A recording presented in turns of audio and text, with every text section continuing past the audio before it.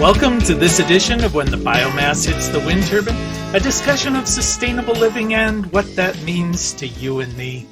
I'm Jay Warmke. And I'm Annie Warmke. You are, and today we're going to talk about solar power incentive programs, or, and I like this quote from Warren Buffett, do not save what is left after spending, but spend what is left after saving. Oh, that's so anti-American. I know, I don't even know what it means. But anyway, we're joined. Yes, you do. We're joined by Matt Roberts. And Matt, I believe you are Director of Marketing for SOPEC, the Southeast Ohio Public Energy Council. Is that right, or did I give you a demotion or promotion? Well, that is partially correct. I am the Director of Marketing at SOPEC, but SOPEC has changed its name. We are now the Sustainable Ohio Public Energy Council. Hey, that sounds good. I All like right. that. So you're going to last more than 1 year. Hey, at least. Hopefully. Yes. That's the plan. So, yeah, why don't you tell us just... What is it again? Sustainable Ohio Public Energy Council? Yep, Is that right? correct. Okay. So, yeah, tell us a little bit about SOPEC, but also tell us a little bit about yourself, how you got into that. Yeah, so SOPEC is technically a regional council of governments. So it's a collection of local government communities coming together under one purpose. And the purpose of SOPEC is to run community choice aggregation programs for our member communities. And community choice aggregation is a long-winded way of saying buying energy in bulk. So it's possible in the state of Ohio with the electricity and natural gas market that we have set up to do this. And we continue to grow. We're 19 member communities now. And most of our communities are also purchasing electricity that has the renewable energy credit purchasing as well to give it that all green label, which is nice. Is that one of the reasons for the name change, just kind of to reflect that change in direction? Yeah, absolutely. Certainly we want to continue to build on the programs that we already have and programs that we want to kind of build in motion towards sustainability. But it's also a reflection of our statewide presence. So we're growing outside of our Southeast Ohio roots, but we're inviting communities all across the state to join us, and there's a lot of interest. So hopefully we'll have news to share about who else is joining. What's the advantage of a community joining? Well, I mean, there's a lot. It's good for the folks that are involved that sit on the board or just represent their communities.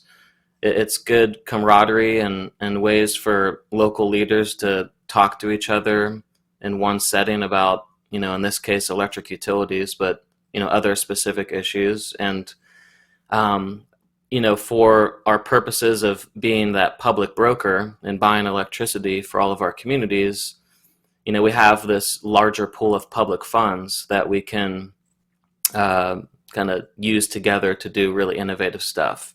And in our case, programs and projects that are focused on sustainability.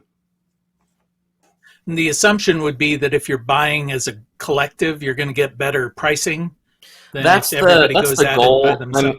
That's been the goal of aggregation for a long time. I would say more and more that's getting harder to pull off just because the market is so competitive. So, I mean, that is the top goal, is to get a lower generation rate for all of the customers served. But I think the promise of aggregation, as many are seeing, is that,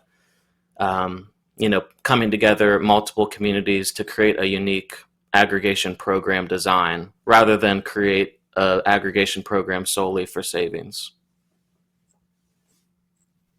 So do you have a lobbying arm of SOPEC that advocates for the 19 members?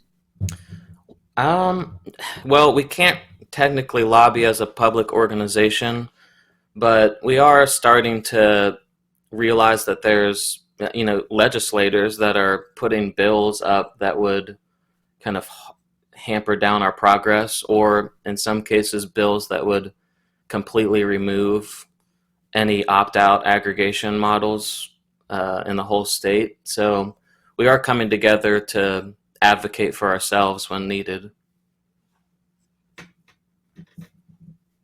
Okay, well, yeah, I mean, you guys basically are the people we should be lobbying as well as a public entity. So Absolutely. so Yep. we'll get into that. So, well, one of the reasons we asked you on here today is we wanted to talk about some of the current programs, and I know that for whatever reason, politically or otherwise, renewable energy is always sort of fighting a rearguard action, trying to keep from being sort of bumped out of the sphere of those programs that are incentivized by government. So let's kind of walk through a few of the major incentive programs that are out there. These are for residents and commercial? Yeah, residents and businesses. And I guess I kind of want to start with the idea of net metering, because that's sort of the basis for everything, really, to make solar viable if you're connected to the grid. So why don't you give me just an elevator speech about net metering? Yeah, so net metering is different in every single state, just based on how customers would be compensated. But net metering is basically, it allows your solar system, in this case, to be able to put excess electricity on the grid when it has extra to use or extra to give. And that allows the customer to still be grid tied and receive electricity when their solar system isn't producing, which is something that you really have to talk deeply to people about, because there's a lot of misconception about just installing solar in general and what that means for having electricity. But yeah, net metering in Ohio is evolving a little bit. So right now, if you have electricity that extra electricity that you put on the grid, you'll get a full retail rate up to any excess that you produce in the net metering agreement.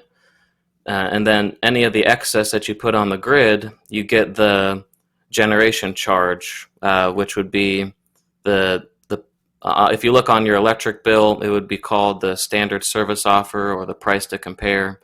It's that rate for just the generation charges, and that's what you would get compensated at as a consumer for putting any extra electricity on the grid. And it's evolving.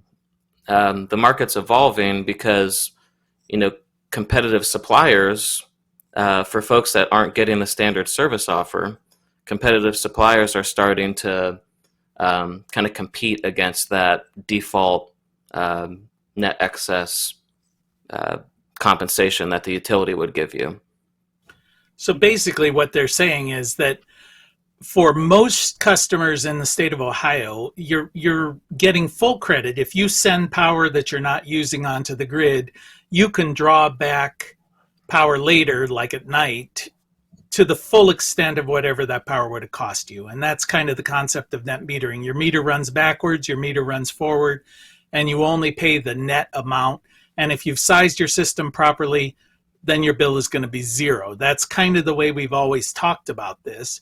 But if you're generating more power than you're consuming, so you've made your system a little bit too big, they're only going to pay you essentially the wholesale rate or something a little less than half of what you would be paying for that excess energy. Is that fair to say? I missed a few of those words, but yeah, when you have excess, you're only going to be paid the generation charge. And when you pencil that out, generation charges are around 5 cents per kilowatt hour now, and the full retail rate for electricity for a residential customer or small business customer is about 12 cents. So you probably get about 40% of the full retail rate if you put any extra electricity on the grid. Okay, and we should also point out that net metering in the state of Ohio only applies to investor-owned utilities like AEP or Duke, but if you're on a rural electrical co-op, they don't have to do it by law, but for most part, they do. I mean, they do provide you with the option for net metering. I'm not sure if that's universal, but I know at least our electrical co-op will do it. Yeah. Yeah. So that after that statement, I just want to go back just a couple of minutes and ask you, were you alluding to or saying that there's competition for that energy that the residential solar array is generating, or what? I didn't quite understand. Like, it made it sound like there was competition for that if I didn't want to sell it back to the electric co-op, I could sell it back to somebody else I liked better. Yeah, so that what I was bringing up really only relates to investor-owned utility space. I'm not sure how it would look in a cooperative, electric cooperative setting, but yeah, the competition is how customers get compensated. So before the law changed, and I think late 2019, if you wanted to have a net metering agreement, you could only be supplied by the electric utility. So if we just focus on Southeast Ohio, that's AEP Ohio. So if you wanted a net metering agreement, you had to be supplied by AEP Ohio. But what people can do in Ohio and what aggregation does is it purchases electricity from a competitive supplier. So with the law change, those suppliers can now decide how much they want to compensate for any excess electricity. So there is an opportunity where suppliers could provide more compensation for extra electricity than the investor and utility would by default. Well, one thing I just want to say, because I'm advocating for rural America, is that there is the electric co-op that is in Southeast Ohio. Yeah. So AEP isn't the only provider. Very true. There are actually quite a number of them. Well, let's jump forward then. We've got the net metering, which is an issue. And then, of course, the next big incentive that's out there is what's referred to as the investment tax credit. That's through the federal government. And that is basically a tax credit for the cost of installing the solar array or your solar system if you own it. So do you want to maybe run through that just a wee bit? Yeah, so it's got a long history. It began in 2005 for a year, and it had a cap of $2,000. Then in 2008, as part of the Emergency Economic Stabilization Act of 2008, the federal tax credit was set at 30% for 8 years. In 2016, that deal was extended for another 3 years. So it was 30% continued, and then in 2020, it was 26%, and it was set to scale down all the way to 0% in 2022, with leaving a 10% federal tax credit for commercial investments. But the latest COVID bill extended the federal tax credit and kept it at 26% for 2 years, 2021 and 2022, and then it'll drop down to 22% in 2023.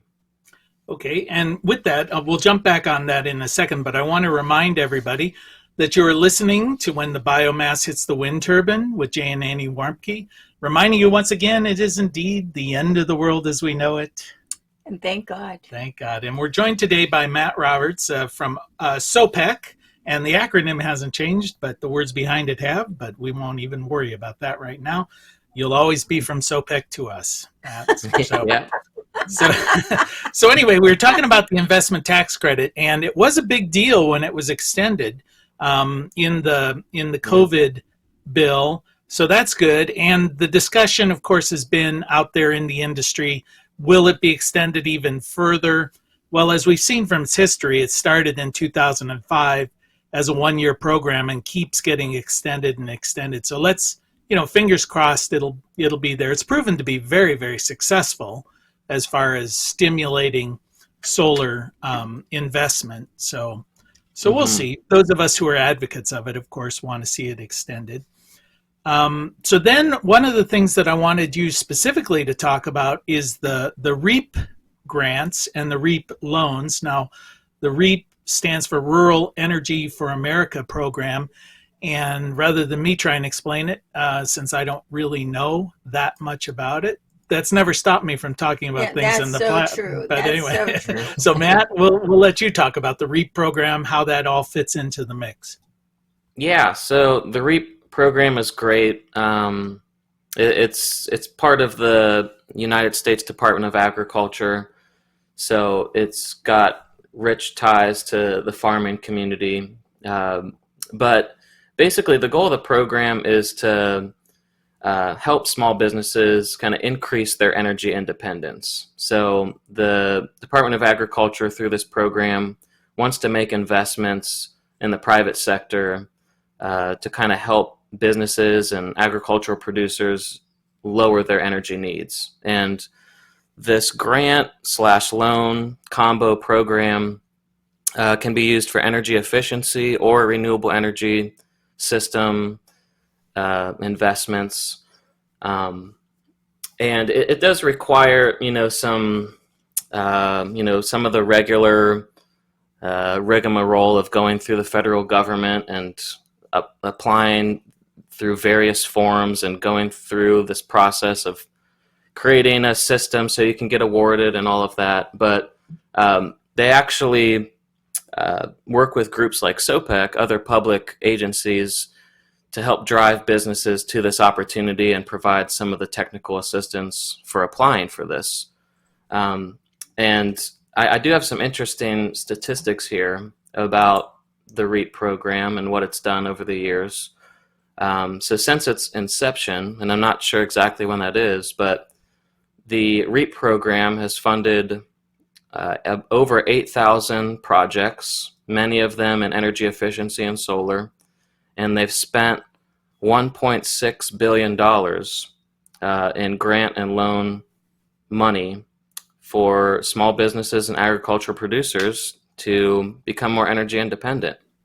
And 1.3 billion of that is solar, and the next biggest category of spending is energy efficiency, with anything from anaerobic digestion to geothermal, hydroelectric, wind, all coming from this program to help small businesses and small farmers create their own energy. So it's an amazing program, and we've been able to work with the USDA for almost 4 years now, driving small businesses in Southeast Ohio to take a look at what their opportunity is in investing in solar and drive more interest that direction. Well, one of the things that I know from as a farmer myself is that this has made a big difference in not just small farms, but farms that have their own grain dryers, because farmers are spending thousands of dollars a month in the fall in electric costs just to dry their grains. And the other thing I want to say is that the Farm Service Agency, which is the local USDA branch, has a really fantastic loan, very low interest loan, specifically for solar array installation. So there's money out there, and there are lots of people eager in the government to have that money. And FSA, the Farm Service Agency, is pretty easy to deal with. You just have to register your farm, and then they'll tell you all the particulars. Well, Matt, the REAP program, though, extends, we talk about this as a rural thing and people assume it's for farms, but doesn't it also apply to non-farm businesses that are in rural locations? Yeah, absolutely. I would say most of the grants actually go to small businesses. And the eligibility requirement is that you just have to be in a defined area, so not a city or town with 50,000 or more people. So there's a map that the USDA uses to show, what areas are eligible. But pretty much, if you avoid city centers and the suburbs around them, every other space in the United States is eligible to apply for this program. So small Say every businesses and little town, every Yeah. little town in Southeast Ohio, oh yeah. even a Zanesville is not 50,000. Yeah. So Yep. So yeah, pretty much all of Southeast Ohio, any small business is eligible for this program. Okay, and you had mentioned the grant and the loan program. I know they're sort of two separate things. The grant will provide, and these are all competitively based, so it's not a guarantee kind of thing that you're going to get it. You got to apply and be True. awarded. But the grant is 25% of the cost, right? Yep. Why don't you explain how, if I wanted to go in and get a grant and a loan, how would that work? Well, so there's kind of caps on how much you can jump into this program. So you could do a loan or a grant and loan combo, and as long as you kept under 75% of the total project cost, you could do the grant and the loan. If you just went the grant route, you could apply to get up 25% of the project cost, like you said. And if you just went the loan route, just to get the guaranteed loan, you could go up to 75% of the total project costs. So they want you to have 25% of your own money in the game anyway. Yeah, at least. And for the grant, there's a few other kind of situations. You have to ask for $1,500 minimum, and you can't ask for more than $250,000. And they also have it split up into 3 tiers, which is nice for the competitive aspect of this grant program. So tier 1, if a project is slated to cost less than $80,000, you would be considered tier 1, and you wouldn't compete with any applicants in the tier 2 or tier 3 level for grant dollars. And so tier 2 is $80,000 to $200,000, and tier 3 would be anything over $200,000. Well, that's good. That way you're not having to compete with the big boys. Yeah, that's a lot of them. There is a lot of applicants in that tier 2 and tier 3 level, and it's a lot easier for them to apply because they more often than the smaller businesses have more of that upfront capital to make it work, and the grant is just a bonus for them. We should also point out this is for businesses, these loans and grants, not for homeowners. This is not a program directed at homeowners. Yeah, correct. Yep. And it's really interesting too. There is the way this program is designed is you have to be identified by the Small Business Administration as a small business, and every single sector or type of business has their own threshold for what's considered a small business in their certain sector. So sometimes you have to be under this amount of gross annual receipts, and sometimes you have to be under this amount of total employees. Just depends on the business type. Well, the other challenge I see with farms is that it can only be for the business part of the farm. And so in order to exclude your home, you've got to, in many cases, have a new meter installed so that you have a separate meter for the barn and everything associated with that. And the house is then kept separate. Yes. And if you're an agricultural producer, you don't have to be in a rural community to apply. So the map of eligibility doesn't apply to agricultural producers, but to be considered an agricultural producer, as you're alluding to, you have to have 50% of your gross revenue coming from the sale of agricultural products, which is becoming harder and harder to find because of just food production and.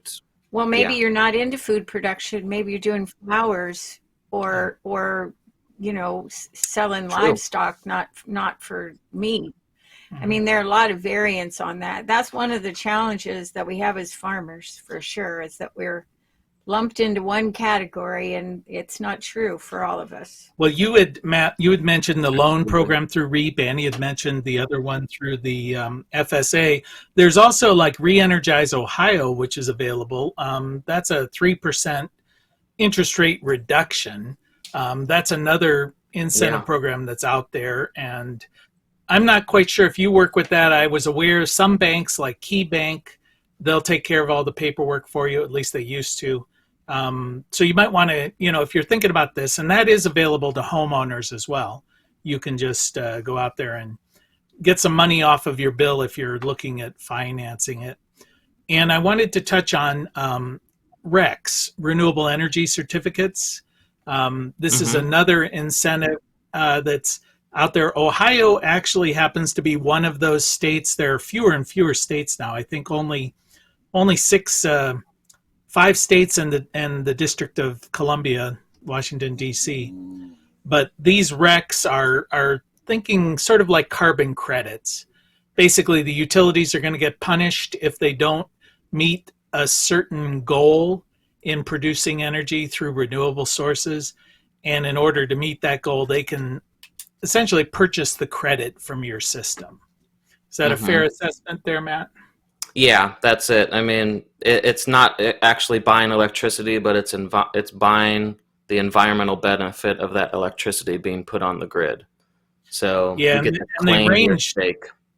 It's like a market, it's like the stock market. They go up and down based on, but if you're in Washington, D.C. and have a solar array, you can get paid as much as $430 per rec. Yeah. Whoa. Which is basically 1 megawatt hour of production. So for a typical home, that's like 1 month's worth of production. A lot more money than the cost of the electricity.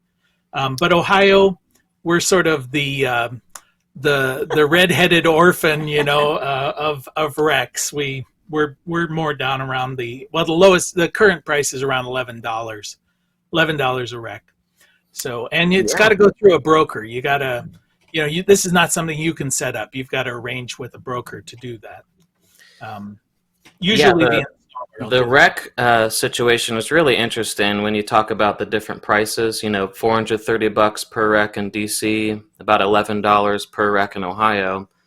When I see these numbers, I really get excited about state renewable energy goals, because that is what's driving this market. The reason why RECs are $430 in DC is because the utility that serves the DC area has, by law, has to reach 100% clean or all renewable electricity, I think, by 2032. So, they have to. This kind of price is driven by demand. So, they have to basically reach a certain amount every year, and if they don't reach that amount, they have to pay compliance fees, and so they're willing to pay big bucks for each rec because they need to reach these certain benchmarks. Okay, well, benchmarks aren't there. Matt, I'm going to have to interrupt you because we've reached the benchmark of coming to the end of this program. We'll have to have you on again to talk about some more of these things. But you have been listening to When the Biomass Hits the Wind Turbine with Jay and Annie Warmke, joined today by Matt Roberts from SOPEC. We want to thank our award-winning producer, Adam Rich, and we want to thank you for spending just a little bit of time with us. And as your grandmother told you, secret to a happy and sustainable life is... play nice with others, clean up your own mess, and talk to your favorite businesses and tell them, get some solar energy. All right. Till next time. Bye-bye.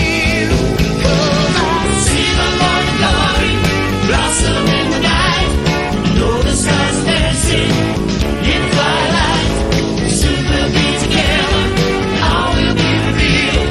Mother Earth will sing, and the children will be.